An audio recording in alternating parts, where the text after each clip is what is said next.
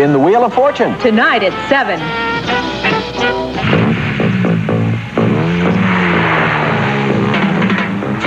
Just a week ago at Riverside, California, Darrell Waltrip, NASCAR's defending stock car champion, recorded his 68th win, beating Tim Richmond with a lap to go.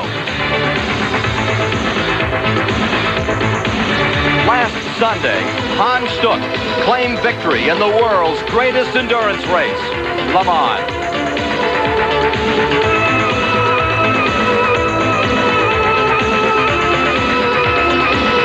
And last weekend, Dublin, Ohio's Bobby Rahal in the greatest spectacle in motor racing, the Indianapolis 500. He took it all.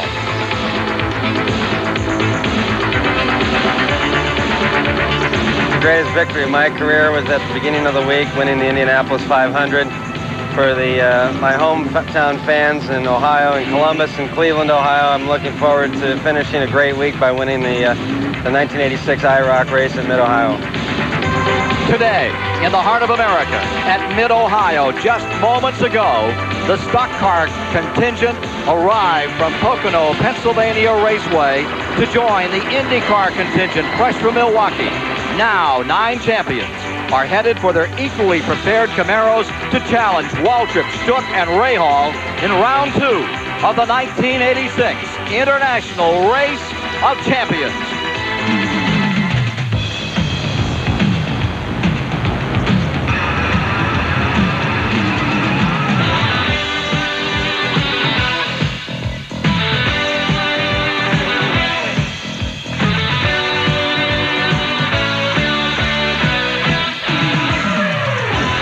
On a day that alternates between sunshine and cloudiness, welcome to Jim Truman's beautiful Mid-Ohio sports car course.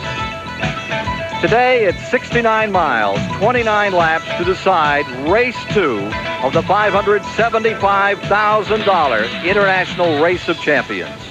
Good afternoon, I'm Ken Squire. Over to my right, 12 of the world's very best drivers from Indy cars, sports cars, and the world of stock car racing are in the final stages of preparation for what should provide the finest sports car race in the 10-year history of road racing in IROC.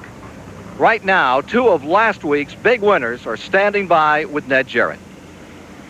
Well, Darrell Waltrip, congratulations on your first win of 1986, but you come into this race last year, you had won Daytona, you were leading the points, but you're a little farther behind this time.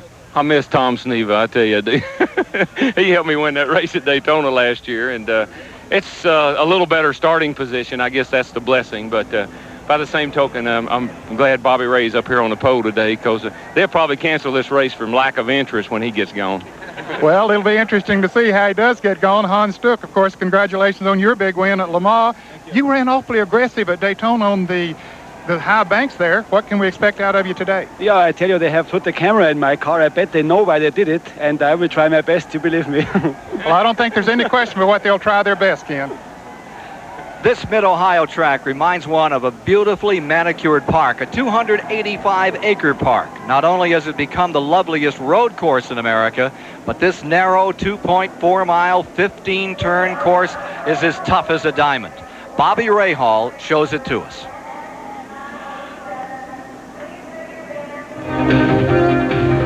Turn 1 is a generally pretty straightforward left-hander, relatively quick, one of the quickest corners on the circuit.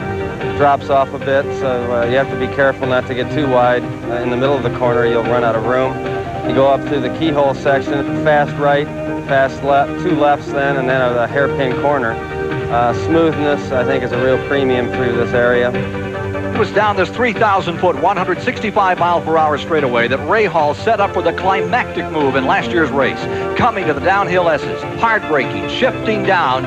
He caught Andretti slightly offline, tapped him, and Rahal went into the lead.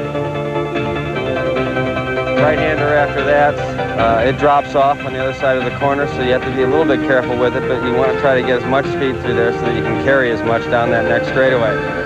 The left-hander at the end of the straightaway, and then, of course, the carousel, the last corner. Relatively tricky and critical in that your speed through the right and through the left gets you down the front straightaway quicker, and so some people have had trouble there. Well, Bobby, if there's anything good that came out of finishing last at Daytona, it's starting first here. No question about it. Daytona hasn't been very good to me the last 2 years, but certainly starting on the pole position in Mid-Ohio is, I think, pretty advantageous, so we're happy with that. Since your big win at Indianapolis last week, you've had an awfully busy, stressed week for you. Are you up to running this race? Well, I hope so. I think so. I've had some rest, but as you well know, it's you're here, there, and everywhere, but, you know, I'm not complaining by any means. Well, Ken, I got a feeling that when he gets the green flag here, he's going to be gone. As the largest Saturday crowd in Mid-Ohio history is moving toward the best possible vantage point for this event, it's a real pleasure for me to welcome the Dean of American Racecasters, Chris Economaki. Ken, I'm thinking about the Daytona opener of this year's IROC series. A lot of surprises there. The stock car drivers, which were supposed to dominate, failed to do that. An IndyCar driver won, but more importantly, the foreigners found out that this kind of racing is not nearly as easy as they thought it was. Well, right now, let's take a look at what happened in round number 1 at Daytona. The opening round of IROC 10, held on the high bank 2.5-mile Daytona Speedway, saw last year's IROC champion, stock car star Harry Gant, outrace fellow front row starter, road racer Hurley Haywood, for the early lead as other drivers jockeyed for position. As the speed increased, West Germany's Jochen Maas dove low to try and take second from Haywood, only to have his car spin. Swerving to avoid, Al Unser Jr. and Bobby Rahal in the bright red car both spun out in spectacular fashion. Unfortunately, Maas suffered leg and shoulder injuries that would have sidelined him for a month. With Gant still leading, two-time Indy 500 winner Rick Mears' car hit the bump in turn 4 and angled upward into the concrete wall. As it ricocheted back across the track, Haywood never moved his steering wheel and unflinchingly zipped by with an inch to spare. Our in-car camera shows the jolt Mears took as his car hit the inner wall. It looked like another stock car driver's day until Gant's car developed trouble. He raised his hand, and seeing the signal, Triple Indy winner Al Unser pulled to the inside to pass for the lead and victory. It was a $5,900 payday for Unser, whose Camaro completed the 100-mile dash at a blistering 181.452 miles an hour. Going to round 2, here are the IROC standings. After Al Unser's smooth, deliberate drive at Daytona, he's on top for the $150,000 first prize. There you see them back to Hurley Haywood, and let's take a look at the second 6 in the standings. Hans Stuck there, he's doing well in the standings. He could have a very good day. Bobby Rahal, who starts on the pole, has some real racing to do this afternoon here at Mid-Ohio. We'll be back with the starting lineup in a moment. This CBS Sports Special, the International Race of Champions, is sponsored by Today Chevrolet, who invites you to live the style, performance, and fun of Chevrolet in '86. Budweiser, Beechwood aged for that clean, crisp taste. This Bud's for you. And by Goodyear Eagles. You either have Goodyear Eagles or you need them.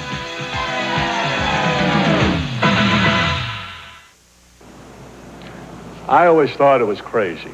People spend thousands of dollars on a car, and then when it comes to taking care of it, they try to save a few cents on no-name brands. It's a lot smarter to put in ones you've heard of, like Fram oil and air filters, Autolite spark plugs and wires, and Bendix brakes. After all, if you're going to put a lot of money into a car, spend a little taking care of it. It could save you from a lot of trouble down the road. Camaro IROC C. Looking so hot, so good. So much thunder under the hood. IROC, ooh. IROC and roll. IROC, roll. Tough on the street, so mean. Camaro's my thunder. Drive this machine. IROC, ooh. IROC and roll, yeah. Drive today, Chevy. Live today, Chevy.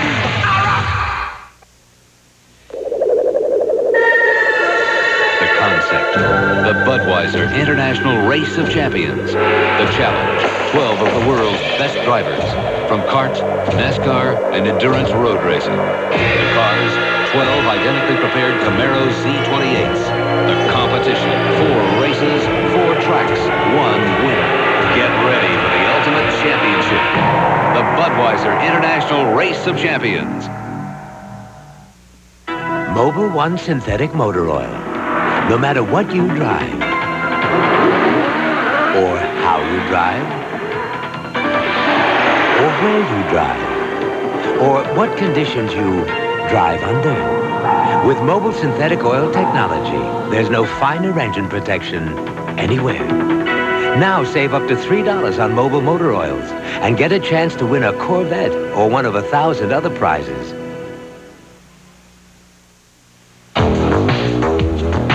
Here is the starting lineup for round 2 of the 1986 International Race of Champions. Row 1. On the pole, the 1986 Indy 500 champion from Dublin, Ohio, Bobby Rahal.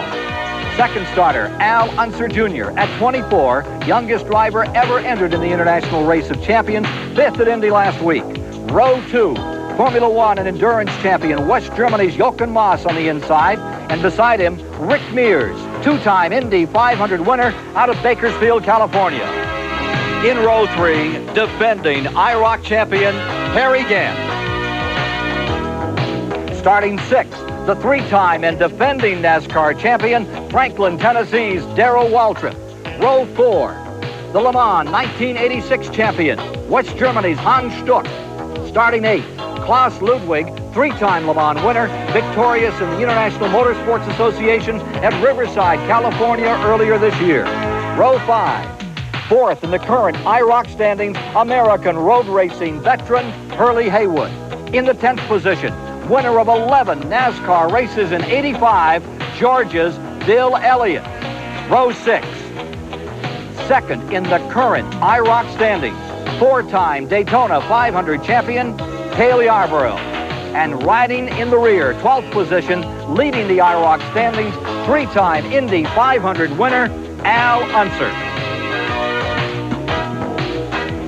The field now coming around, 2/3 of the track completed on the preliminary lap. There you see the standings that they run for, the points in each race, 21 points to win, 17 points for second, and the graduation all the way through the field back to 12th. The weather today, well, it's a mixed bag here at Mid-Ohio. It has rained some. It's very, very humid, but it appears we're going to get this race in, Chris, and it's a monumental effort on the part of IROC to make it happen. The organization, the logistics for this race, 4 helicopters, 2 jets standing by to make it all work. We're inside of Al Unser's car, and he is running shotgun on the field as we get ready to round the carousel and come down for that start. Al Unser's one of the few drivers that doesn't have a lot of pressure on him, Ken. He's not racing anywhere else this weekend. Almost everybody else is concerned with a race of one sort or another. The stock car drivers in Pocono, the IndyCar drivers in Milwaukee, and the IMSA drivers here. Here you are inside of Hans Stuck car. Pace car comes in. Field is ready. And ladies and gentlemen, the second race of the 4 in IROC 86 is underway. One car spins on the start. All the way around, it looks like it's a blue car, perhaps Hurley Haywood's car. No, Klaus Ludwig, twice Le Mans winner. Trouble right at the beginning, and at the start, it looked like Al Unser Jr. got the jump on the hometown star, Bobby Rahal. Field is away and running. Out in front as Ludwig tries to get started. That front row breaking away quickly. Unser making a very good start. Ludwig is back on the track.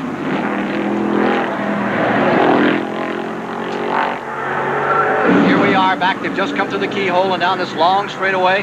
Fastest part of the course, some 160, 165 mile per hour here, and then into the S's. And as they come to this part, it is Al Unser Jr. and Rahal out in that first and second position. Well, the IndyCar drivers are 1 and 2, and it was Al Unser Sr., an IndyCar driver who won at Daytona. We expected the road racing drivers to shine here at the Mid-Ohio circuit today. Downhill in a hurry through this part of the course and getting to a big jump, and this is a surprise. I think everyone thought that Bobby Rahal would just dance away at the start of this event. He has logged more hours than any other driver on this track. He's having a tremendous start second, but Unser's drawing the field. What surprised me is the interval between the cars, Ken. I was surprised that they're not closer together. The rest of the pack is very tight in the back, but Al Unser and Bobby Rahal are long gone for the moment. Let's take a look at a replay of that spin out on the start. See if we can just... There you are inside one of the machines as we come down for that start. You're inside Unser's car as they came to the line. You can see in front what happened there, as part of what happened there, as the Ludwig car loops into the inside. Car 18 has won the last 2 IROC races, that car that just spun. Klaus Ludwig of West Germany. The IndyCar drivers are now in the top 3 positions of this running, and this race isn't all that long, 29 laps. If those other drivers want to perform well, they're going to have to get it on. Beautiful racetrack here. There's been races on this track earlier today, and the drivers who are familiar with the track more than anyone else are Hans Stuck, Curly Haywood, and Jochen Mass, who've been driving here today. The other drivers were racing elsewhere and have had absolutely no time in the car on the track today. Hans Stuck has spun, and he's coming back out. The man that won at Le Mans with Derek Bell in a Porsche last week has trouble just coming through the keyhole and gets it back in gear, and he comes firing down into this S-turn area. A little bit earlier today, Hans Stuck broke the track record here at Mid-Ohio for sports cars with 107.413 mile an hour lap in his Porsche. He's racing tomorrow in a 500-kilometer sports car race here. Mears is running 3rd, Jochen Mass 4th, Stuck is 5th, Waldrop is in 6th, Elliott 7th, Gant 8th, Yarborough 9th, Unser Sr. is up to 10th, having passed Haywood and Ludwig having spun right at the start. Al Unser Jr. jumping out in front of the man who was the odds-on favorite to win it, Bobby Rahal. 25th anniversary year of the Mid-Ohio course, and a record crowd is here for Saturday to see these 12 stars in action. It's the largest Saturday crowd in the history of this beautiful Mid-Ohio sports car course, lying in central Ohio's beautiful farmland. A great crowd, and an even bigger crowd expected for tomorrow's sports car race. Battle beginning to develop for 3rd position. Rick Mears is getting a little bit of a challenge. Jochen Mass out of West Germany is running 4th, and right behind him is Darrell Waltrip. There you are with the leader, Unser. He is such a good racer. Youngest driver in the field at 24. Maas now has Darrell Waltrip filling up his mirror. Maas was a driver who felt it was a piece of cake at Daytona, spun out and received injuries and kept him out of racing for a month. So he's got his hands full with the stock car driver, Darrell Waltrip. Around that keyhole where you can really make time or dramatically lose time. Al Unser Jr. is just about as smooth as anything you could possibly see. The drivers are handling a 450 horsepower delivered by these engines. And the drivers are doing a great job of handling all of that horsepower on this track that is a little bit slippery. There you see the black car. That is Mears running 3rd. Right behind him, that's number 20, Jochen Mass in 4th, and Waltrip comes next in the white car, and he's trying to make a move here. That's Darrell Waltrip in the white machine, closing up on Jochen Mass, but not getting through. You see Waltrip trying various lines of the track to see what he can do. You know, can he go out there next time? He's testing the water, so to speak, as to where he can put his car. Number 10, Al Unser Jr. stays in front, couple of laps down. Winner of 3 IndyCar races, 2 last year. The son of the man who started in the shotgun position. And Unser Sr. is now up to 9th position. He has passed Haywood, Stuck, Ludwig. Remember that Stuck and Ludwig both had problems with this course. Cale Yarborough last year at a driver's meeting, kind of a kitchen cabinet meeting the night before the race, and the big thing here is to stay on the track. Don't get off the track.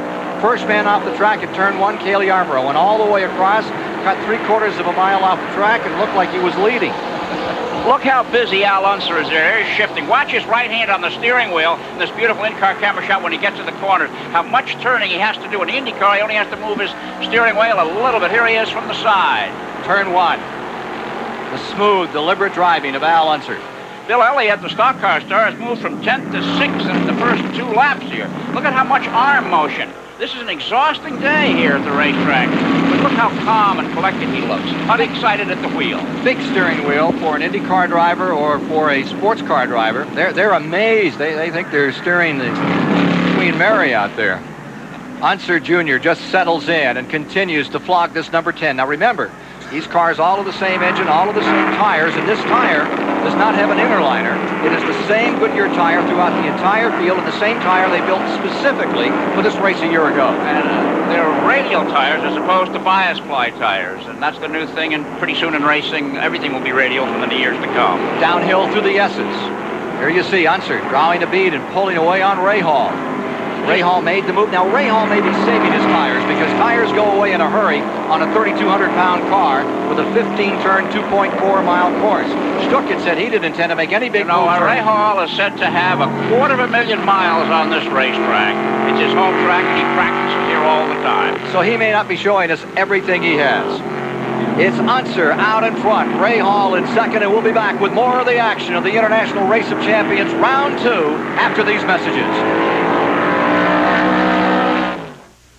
The right parts, Mr. Goodwrench has the right parts for your GM car. Parts that fit.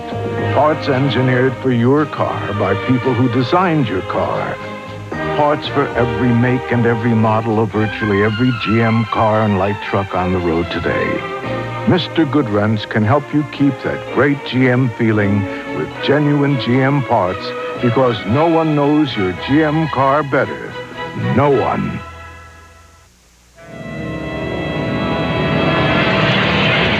For all those performance cars that want to keep performing even in wet, sloppy weather, Goodyear introduces the Eagle GT Plus 4. High performance and all-weather performance in one remarkable tire. The Eagle GT Plus 4.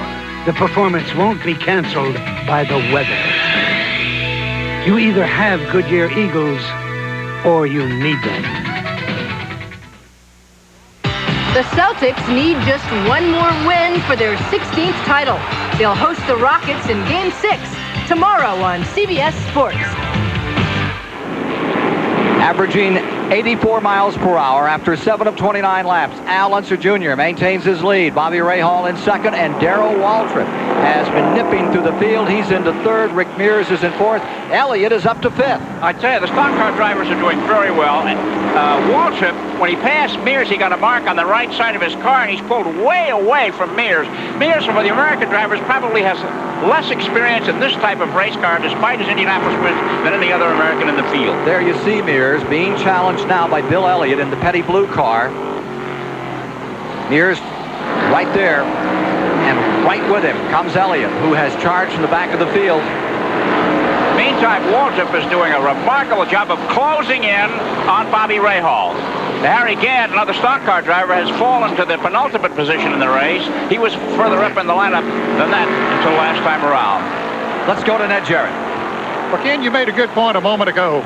Those that are really pushing their cars might be straining those tires a little bit, because they will slow down. They'll heat up. Now, there's no problem with the tires wearing the full race here, but the harder you run it, the more heat you build into the tires. We wonder if Waltrip is doing that right now. Gant had made some moves back earlier, but then he went off of the racetrack and dropped back to the rear of the pack. So did Hans Stuck.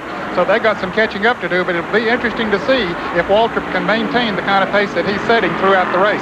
Now you see a move by Cale Yarborough. That's Yarborough picking up a spot. Cale Yarborough in the red car, sweeping under Jochen Maas, and that will put him into the 6th position in the field. Jochen Maas falling to 7th, Bill Elliott 5th, Mears 4th, Waltrip 3rd, Rahal 2nd, Unser Jr. up on top. So the stock car guys, and I would believe, either Chris or Ned, that's the familiarity with the equipment. They're more used to this kind of a heavy machine. That's right. These are much heavier than the Indy cars, far heavier than the Indy cars, and substantially heavier than the sports cars the road racers are accustomed to driving. It's a different ball game for all but the stock car drivers. Well, there you see the crowd. There's Hans Stuck in the silver car, number 17. Remember, we spun earlier, getting it back together. Another point to be made of these stock car drivers, and we're inside of Stuck's car. He's closing up on the Moss car, number 20 right now. These stock car drivers ran Riverside, California, which is as good a road course as there is in the country. Perhaps not as pretty as this, but it's certainly demanding. So they come in here fresh from a major 400-kilometer battle at Riverside last week. Well, they've been racing at Pocono for tomorrow's 500-mile race there, and had a helicopter fly in, a helicopter in, and the IndyCar drivers have done the same for Milwaukee. I should think that they're really worn out at this point in the afternoon. There you see Al Unser in front, Rahal in second. What is Al Unser's strategy if he gets in the lead today? Well, if we can get the lead, it all depends on what time during the race that it is. If it's in the beginning, we'll be as easy on the tires as we can, and just basically not do everything to get away from the field, just to run smooth and save the tires. If it's at the end of the race, then we're going to do everything we can to stretch it out and so on, and try to keep them from passing. Al Unser Jr. leading by 2 1/10 of a second. His dad is currently being shown in 9th position. This boy Unser has done a great job with his racing career. It's interesting, he says that his father has taught him everything, has told him everything he knows, but unfortunately, his father has not told him everything his father knows. Al Unser Jr. maintaining the lead. Now down to 2 seconds as the 10th is picked up by Ray Hall. Continuing to maintain third is Waltrip in the white car. Remember, these are equally prepared machines, close to equal as you can get them. Running fourth is Mears, fifth Elliott, and Yarborough on the charge. Completing another lap. Ray Hall trying to close the gap. Waltrip definitely moving in. Rick Mears a very steady fourth. And Yarborough is closing right up on the rear bumper now, closing in on Bill Elliott. Yarborough has won 3 of his 4 IROC races on road courses. He's quite a road racing driver. You know, the car that Unser's driving and leading the race with finished 4th at the Daytona opener at the hands of Hurley Haywood. It's interesting that the car was only 4th at Daytona and is clearly a superior machine here. It's the driving. Al Unser Jr. has already picked up $1,000 in bonus money. Remember, there's 5 additional points for leading the most laps, then 3 and 2. Here's the man out in front, Al Unser Jr. We'll be back with more of the International Race of Champions after these messages.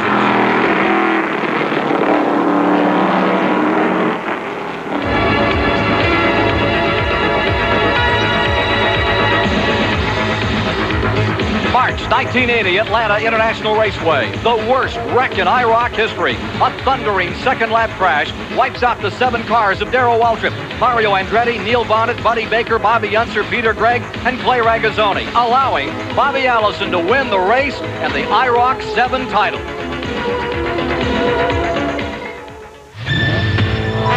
Which of these exotic cars can negotiate this 150-foot rain slick turn under maximum braking conditions? USAC testing confirms, not Ferrari, not Lamborghini, not Porsche, not Lotus. Only Chevrolet Corvette lets you brake and steer simultaneously under these conditions. Corvette features computerized anti-lock braking, pumping each disc brake up to 15 times per second, stopping Corvette without locking its wheels. Corvette, a world-class champion. Test pilot Chuck Yeager for AC Delco. Up here, power when you need it can save your neck. When you get back down to your car, it helps too. Today's smaller engines need extra firepower from a spark plug, and AC delivers. If you could look inside your engine, you'd see an AC spark plug delivering up to 30,000 volts, firing 30 times a second. Firepower when you need it from AC. Get rebates now on AC spark plugs. Never wait for trouble. Only you. Just because you've washed your car doesn't mean you're finished. After each wash, you need some Armor All. On the dash, the bumper, and especially the tires. After all, when you're in love, what's a few extra minutes? Armor All. It's the finishing touch every time you wash your car. Here comes 12,000 pounds of earth-shaking monster truck. It's Everett Jasmer's world-famous 1,000 horsepower USA 1. And when you need your vehicle to perform like a champion, you'd better get the tools champions use.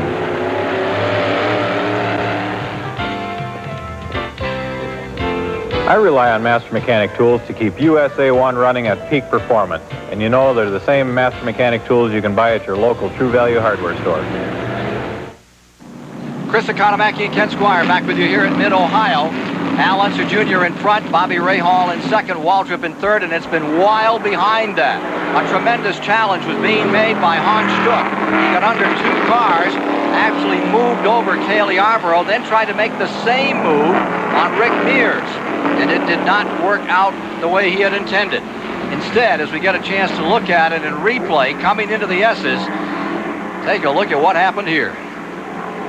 Here is Stuck down to the inside. That is the black car of Rick Mears on the outside. They come into contact. Hurley Haywood is about to come through with no place to go. That is Cale Yarborough up the middle and getting through. Stopping, coming almost to a stop, was the Jochen Moss car, and getting just trapped was Hurley Haywood. You know, it's amazing, Ken, that the oval track drivers are up the first 6 places here. The road racers are having all the trouble here at this Mid-Ohio twisting circuit. I'm really surprised. Unser's leading, Rahal is second, but Darrell Waltrip is coming on like gangbusters. He's only about a car length behind Rahal and could be mounting a challenge at the halfway point here. Unser Jr. has just clinched 5 points for leading most laps of the race. To the halfway point. And you can see the white car closing up on Rahal. That is Darrell Waltrip. in a battle for second position. Look at Unser continue to draw away. Second to third place, about 0.6 of a second now. There's the race now. With Bobby Rahal, a tremendous crowd here today, turned out to cheer the hometown driver. This is, as we said earlier, his home track. Huge crowd. They're hoping he'll be able to hold off the stock car driver from Franklin, Tennessee. Sports car set, their chances pretty much scuttled here in the early going as Unser Jr. continues to draw away and build up the lead. Here's the battle. Rahal, what they call the Evans orange car, and the white car. There you are with Bobby Rahal's car looking at Darrell Waltrip on the attack in the S's. I wonder how much time he spent looking in the mirror, Ken, or whether he's looking ahead at the tail end of Al Unser Jr.'s car. Evans orange, incidentally, is a color that was made famous on short tracks in this country by the late Richie Evans, and the color is named in his honor. He was killed last year at a race in Virginia. Martinsville Speedway, great modified champion. Here we are, once again, into one of these straightaway areas, the speed going up to maybe 110 miles an hour, 150. They take this sweeper, getting down into the latter part of the course, and Waltrip continuing to work on Rahal. You know, the cars are evenly prepared. They weigh 3,350 pounds, and a lot of special stuff has gone into these cars, so much so that one of these cars has a price tag of about $60,000 compared to $13,700 for the Camaro you can buy in your Chevrolet dealership. But it's going to be quite a race here. For second place now with Indianapolis winner Bobby Rahal being breathed on from behind by Darrell Waltrip, who scored a victory the next day at Riverside, California. Battle is on. Here they come, and this could be the pass right here. Waltrip closes up, but the keyhole should favor Rahal. He's had so much experience in this track. Let's see what happens in this long straightaway. He knows where every ripple on this Mid-Ohio sports car course is. And when he comes off those corners, he's usually as quick as he can be. They're now looking back at Waltrip, trying to close on Bobby Rahal in a battle for second place. Remember, this is where Rahal made his move on Andretti last year and came home victorious with a lap to go. Closing right up. Darrell Waltrip, three-time NASCAR champion. He looks to the inside. Great battle for second place, and you're riding with Bobby Rahal, seeing what he sees in the rearview mirror.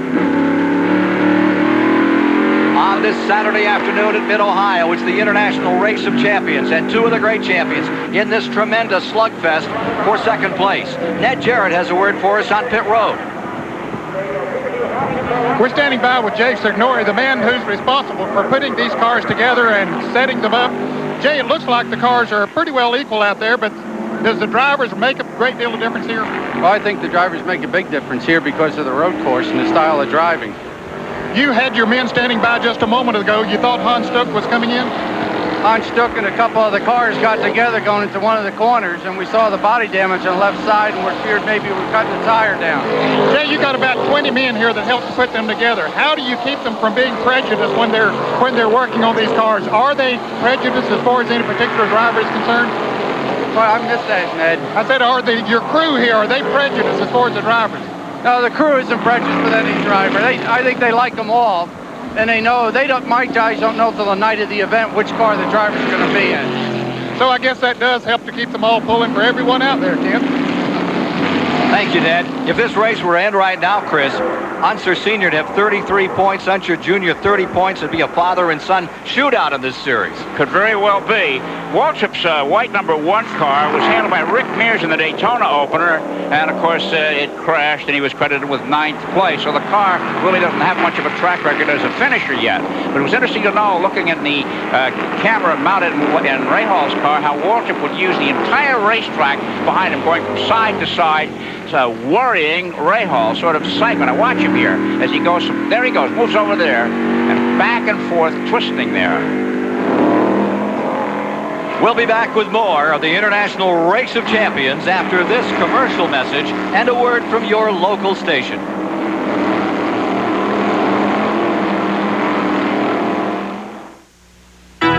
Mobil 1 synthetic motor oil. No matter what you drive, or how you drive, or where you drive, or or what conditions you drive under. With mobile synthetic oil technology, there's no finer engine protection anywhere. Mobil 1, on the leading edge of mobile motor oils. How can you get more than you expect for the price? How can you get more mileage than you expect from a gallon of gas? How can you get more standard features? More style? More room? New Chevrolet Nova. At $76.51, it's more car than you'd expect for the price. And now get 6.9 annual percentage rate GMAC financing. Length of finance contract is limited. The new Nova from today's Chevrolet. Next Saturday, the nation's top collegians compete in the NCAA Outdoor Track and Field Championships. Next Sunday, Bill Elliott will try to become the first to win the Michigan 400 3 straight times. Then, on CBS Sports Sunday, unbeaten Henry Tillman makes his first title defense against hard-punching Bert Cooper. Plus a visit with William the Refrigerator Perry. All next weekend, here on CBS Sports. This is CBS. It's all happening right here, and CB Pontiac is inviting you to stop in and see us for the guaranteed lowest prices on any exciting new model. No one can beat our prices, our selection, and we're proud to say CB Pontiac has been awarded 5 stars for excellence in our service department. We are located just minutes from downtown. To reach us, take Harrison Avenue off I-75, up Queen City, turn left onto Ferguson Road. We're near the Western Hills High School. We're CV Pontiac, and we sell excitement, Cincinnati. Who's gonna be at the Silver Bullet tonight? Give me the news, I can take it. You won, Lou. You won. You won? Hey, they won! Right for the team! The Bullets' first win! Everything. Tell me everything. There was no contest. No contest? I love it. Well, what was the score? Wasn't even close. Whoa, Franny, a blowout. Oh, you guys are great. The score. Come on, come on. No contest, Luke. The other team never showed up. There's no slowing down with the Silver Bullet tonight. Coors Light beer. Channel 9. We're in touch with you. The young man who was runner-up in the kart series a week ago, who goes on to Milwaukee tomorrow, Al Unser Jr., has stretched it to a 6 2/10 of a second lead over Bobby Rahal. You know, that's interesting because that interval has been pretty much the same since the beginning of the race. So it was all at the start. The cars are the same. So Al Unser Jr. was as alert at the start over Rahal as Rahal was as alert over Kevin Cogan at the restart of Indianapolis and won him that race. Good point. He's not able to pull away. The cars are the same. It was that start of Al Unser Jr. that put him where he is right now. Al Unser Sr. here closing up on Cale Yarborough. That battle a little further back in the field, 5th and 6th. Remember that Unser Sr. today, he started dead last. Furthest back anyone's ever come from to win one of these races. Waltrip started 11th and won it with a little bit of help from some friends. Here's Unser trying to close in on Cale. Quick part of the course. I wonder if Cale pays any attention to numbers. It's the 3rd time in the last 4 IROC races that Cale has driven the red number 12 car. He's developing a thing with it. I think we should mention that Klaus Ludwig has been turning some of the fastest laps out here. 2 seconds faster than anyone per lap, using up his tires just a little while ago. And he has picked up into the 10th position. Remember, he's spun in the opening of the race. Okay, let's see. Ludwig is driving the car that won the Daytona race. There's the interval. Just 6 and a fraction seconds. And now, what's happening here is that interval is lessening. Waltrip is putting the pressure on Rahal, who's starting to cut that interval ever so slightly. There you see the light blue car, the petty blue car. That is Bill Elliott running in 4th. Then you begin to see what could become a struggle here. Unser Sr. getting his act together and really charging.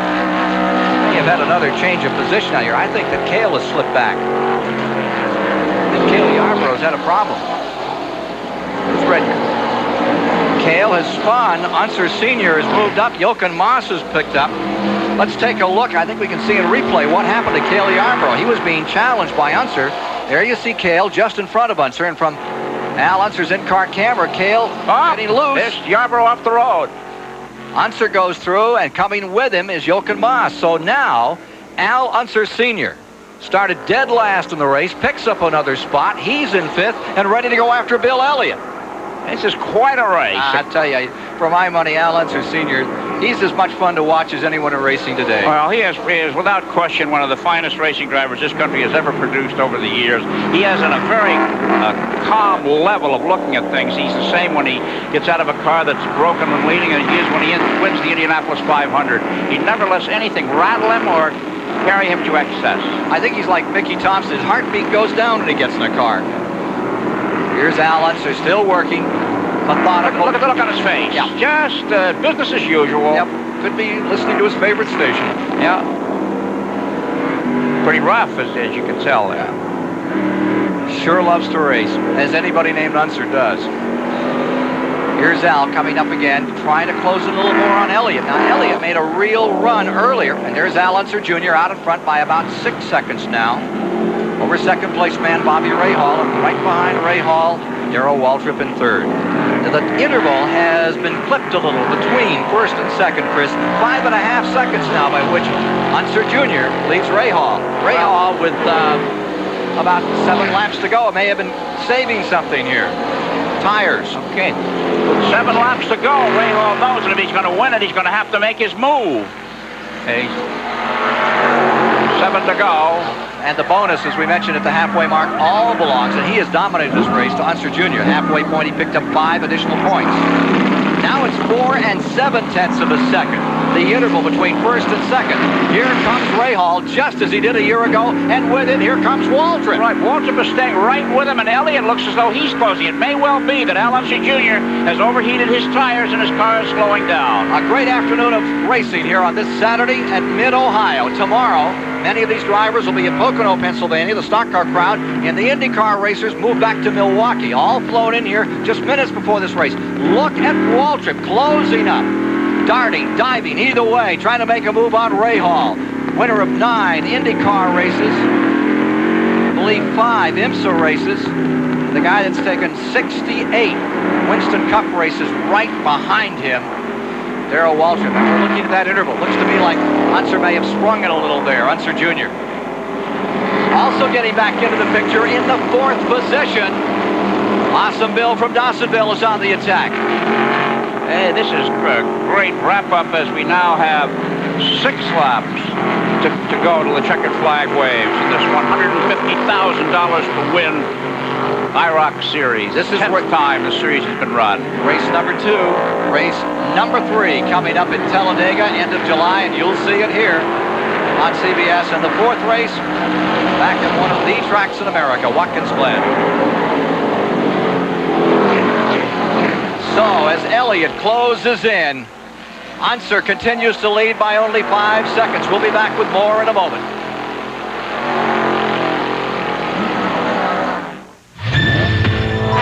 Which of these exotic cars can negotiate this 150-foot rain-slick turn under maximum braking conditions? USAC testing confirms. Not Ferrari, not Lamborghini, not Porsche, not Lotus. Only Chevrolet Corvette lets you brake and steer simultaneously under these conditions. Corvette features computerized anti-lock braking, pumping each disc brake up to 15 times per second, stopping Corvette without locking its wheels. Corvette, a world-class champion. When Carol Black put new Goodyear Eagles on her Ford, her tires weren't the only things that changed. With Eagle GT Plus 4s, her car took off, stopped, and went around corners much better than it used to, even on wet, sloppy roads. And her car's appearance changed as well as its performance. To someone like Carol, appearances aren't everything, of course, but they aren't nothing either.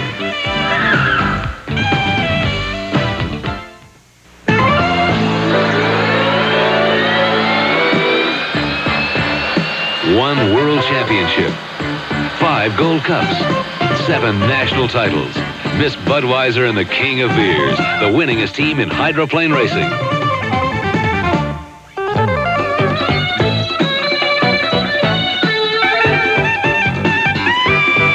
Racing fans, this Bud's for you. These are the signs of Mr. Goodwrench.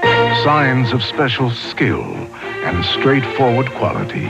Signs of sophisticated technology. Signs you can trust. Signs of quality parts and service. Look for the signs of Mr. Goodwrench wherever you see these signs and this signature, no one knows your GM car better than Mr. Goodranch. No one. Bill Elliott will try to become the first to win this race 3 straight times. The Michigan 400 next Sunday live on CBS Sports. 24 of 29 laps complete. Al Unser Jr. leads by about 4 4/10 of a second. The battle is in second place. The span of 4 4/10 seconds is back to a dogfight between Bobby Rahal in second and the man maintaining third. That's the white car of Darrell Waltrip. Then the blue car. That is Bill Elliott, and right behind him, the man who has come from dead last, Al Unser Sr. That's a 4-car battle there behind the leader. And Al Unser's doing a great job. If it ended now, those would be the standings, and we would have the Unser family right up in front, as they were in the Indianapolis racing last year in the kart competition. You know, the champion of this series is going to put $150,000 in his pocket. It's a $575,300 series, but each race pays $5,000 to win and $100 a lap to lead. And if Al Unser Jr. stays out front, he's going to have quite a supplemental payday today. That white car of Darrell Waltrip, he came here to practice the other day. He said he thought he really knew this course cold, Chris. He came around the first lap, and he said, all of a sudden I realized I'd missed the track, and I was on pit road. And he said, I thought I'd pull up. I didn't want to embarrass myself, tell him I had a flat tire or something. He said, so instead I pulled up to Les Richter, one of the guys who runs IROC, and said, hey, Coach, how am I doing? That senior's car, Al Unser Sr., he closes right in on Elliott again. It's getting down to showtime, and this is where the Unsers usually come alive. That's cool tight. demeanor. Watch him as he gets ready to go after Elliott. A lot of pride in the Unsers, and they believe Indianapolis car racing is the absolute best. Elliott, he settles for stock car racing, and that should be a good scramble right at the line. 26 of 29 laps now complete. Waltrip has fallen a bit behind Rahal there. He was running his back bumper for a long time. These tires do get hot, and the racing expression is going away. They don't have the tractive quality they do when they're at the proper lower temperatures, and this may be the case here. 4 1/10 of a second now between Rahal in second and the man up front, Al Unser Jr. You can see Rahal beginning to take control of second position. Once again, charging in comes Waltrip. One miscue, just one slight mistake. We're going to see a switch of positions here. Harry Gant has pulled up to 6. Jochen Maas has dropped back to 7th. Stuck is in 8th. Ludwig is 9th. Yarborough back to 10th. He has spun a second time. 3 laps to go here at Jim Truman's beautiful Mid-Ohio course. 2.4 miles, 15 turns, the glamour spot for road racing in America. There you see the interval. Al Unser Jr. in front. He and his dad will be up in the standings, 1 and 2. They're closing up on him. And here's that quartet behind the leader. Bobby Rahal, Darrell Waltrip, Bill Elliott, and the elder Unser driver. 1:42 for the last lap. They're picking up the pace. They're averaging about 84 miles per hour per lap. Now you're with Unser Sr. another time, closing in on Elliott. About 2.5 laps remaining. In the second of 4 races, we'll be moving on end of July to Talladega, Alabama for round 3, and then to Watkins Glen, decided on a road course this year. Don't forget tomorrow, Game 6, 1 o'clock here on CBS. Houston and the Celtics. Won't miss that for anything, Chris. Next Sunday, we'll be at Michigan for the NASCAR 400-mile race. Hope you'll be with us. That's next Sunday here on CBS. The Michigan 400 starts at 1 o'clock Eastern. And that's in a different type of race, a 2-mile high bank super speedway with squadron flying on the raceway. Following week, we'll be in Detroit for Formula One World Championship competition. All here on CBS. Unser Jr. Lead is now 3 7/10 of a second. You can see it visually closing up here as Rahal takes one last shot. That yellow car way in the back of your picture, that's Harry Gant. He is now accumulated the 6th spot, and the span continues to shorten up between first and second. Rahal, who, as they said earlier, knows this course better than anyone, has turned more laps here. The man that Jim Truman turned loose on this track when he was just a kid. He'll learn how to get it done, and my, what a job Rahal has done this year. Winning the big one in such grand style. Through to go. And Look at Bill Elliott now is drawing a bead on his weekly rival in the NASCAR stock car races, Dow Waltrip. Jay Signori, who puts these cars together, is going to have some body work to do. A lot of the cars have got minor scars on the sides from that infighting that occurred early in the going. 3 7/10 of a second between first and second. A word from Ned Jarrett. I think it boils down now to the driver who has conserved his tires the best. Of course, this is one of the toughest tracks that they race on to pass on, and I got a feeling that we're going to see some fender rubbing if there is any passing, and I believe there will be. Time running out. Down to the finish on this one. 28 complete. Getting down to checkered flag time. I believe a lap to go. This time by. White flag is out. Al Unser Jr. in front. Ray Hall in second. Waltrip third. Bill Elliott is fourth. Al Unser Sr. in fifth from dead last. Here they are into turn one. Onto the bridge. Now headed uphill slightly.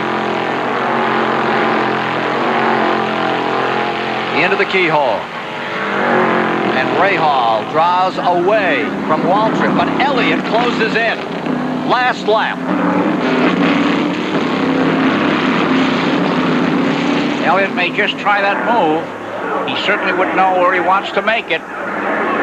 Downhill off that slight negative camber turn. Long straightaway here. Flat foot right through this corner. You never lift. Fastest section of the course. Down for the S's. Al Unser Jr. has dominated it. We're going to have a new winner in the International Race of Champions. It's going to be 24-year-old Al Unser Jr. Interval down to 2 8/10 of a second. Ray Hall isn't quitting.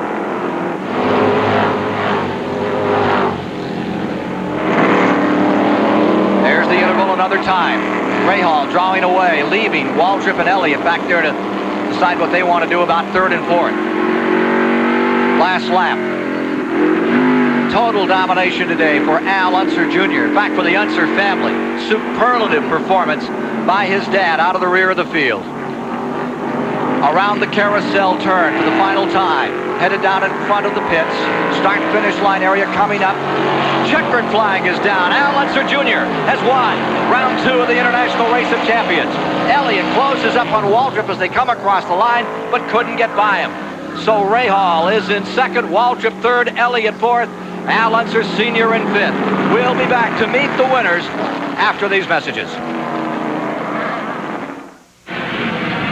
When I'm flying at real low altitude, the last thing I need is trouble. This Indy Pace car is all stock from the ground up, and AC Delco parts help make it perform. Parts that keep this car running right, and your car too. For the AC Delco retailer nearest you, just give me a call at 1-800-AC-DELCO. Stay ahead of trouble with AC Delco parts. You know, I love everything about this car. New Chevy Nova. It's a lot more than you'd expect for the price. It's a darn good car for the money. Well, you sold me. And I really like the way it's built. Oh, it really moves. 95% of Chevy Nova owners would recommend their new Nova to a friend. There's so much room. I thought you'd like it. And it doesn't cost much to keep it filled either. New Nova. It's a lot more than you'd expect for the price. Drive today, Chevy. Live today, Chevy. Nova. 24-year-old Al Unser Jr., youngest driver ever in the International Race of Champions, victorious over a great field here today. Bobby Ray Hall in second, Waltrip in third, Elliott fourth.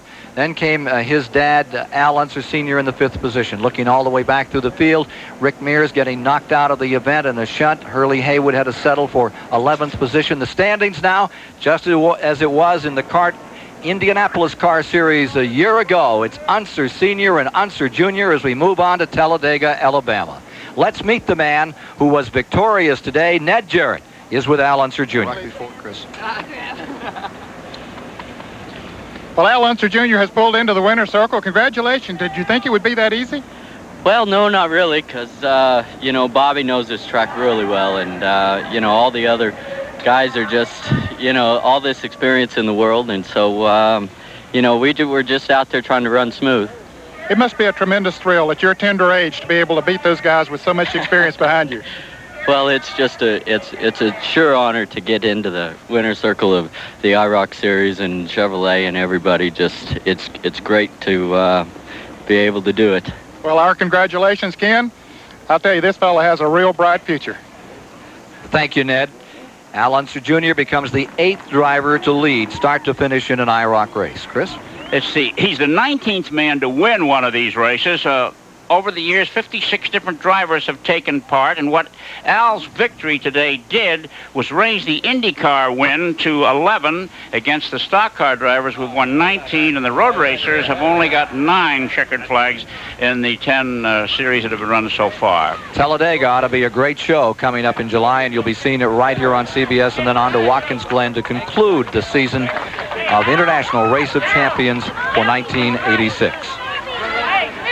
That's the celebration that goes on at the Victory Lane area of Jim Truman's beautiful Mid-Ohio course. I want to thank you for being with us to enjoy this 1-hour special motorsports event here on CBS Today. Don't forget, next Sunday, it's the Michigan 400. And so, for Chris Economaki and Ned Jarrett, I'm Ken Squire, saying so long for round 2 of the International Race of Champions. This CBS Sports Special, the International Race of Champions, has been sponsored by Today Chevrolet, who invite you to live the style, performance, and fun of Chevrolet in '86. AC Delco, the smart parts. And by True Value Hardware Stores. The more you've got to do, the more you need True Value. We've got what it takes.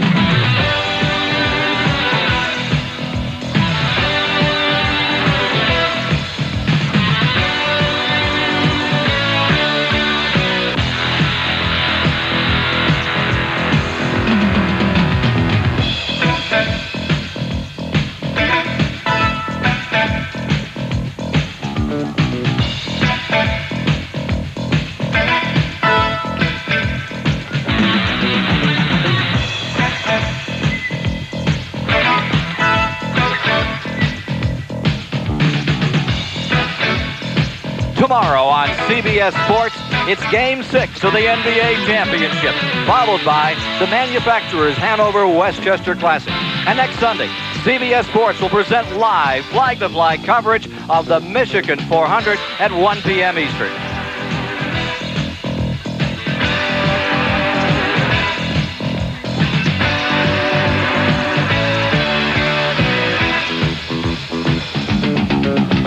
The International Race of Champions has been a presentation of CBS Sports.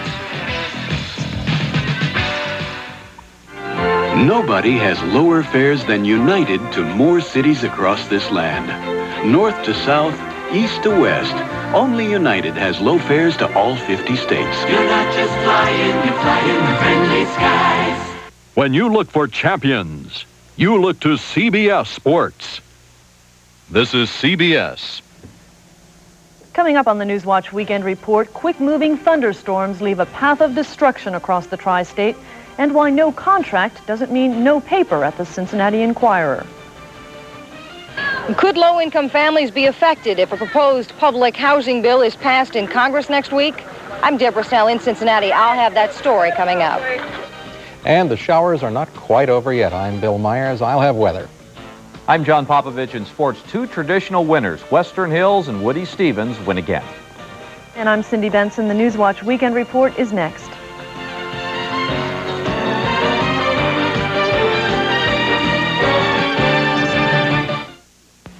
If you could see through walls, you could see termites. But normally you won't see termites until it's too late, often thousands of dollars too late. You need America's #1 choice, Orkin. Orkin. Now with a total repair guarantee that says if termites damage your home after treatment, we'll repair it, whatever the cost. No wonder people choose Orkin far more than any other company. Orkin. Call the Orkin Army, #1 against pests.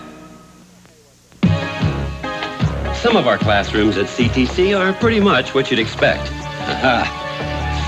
Others aren't. Some of our most important classrooms are located throughout the city, inside the over 500 businesses that take part in CTC's co-op program. When you consider the location of some of our classrooms, CTC's campus gets bigger and bigger. From WCPO Cincinnati, this is Channel 9 Newswatch.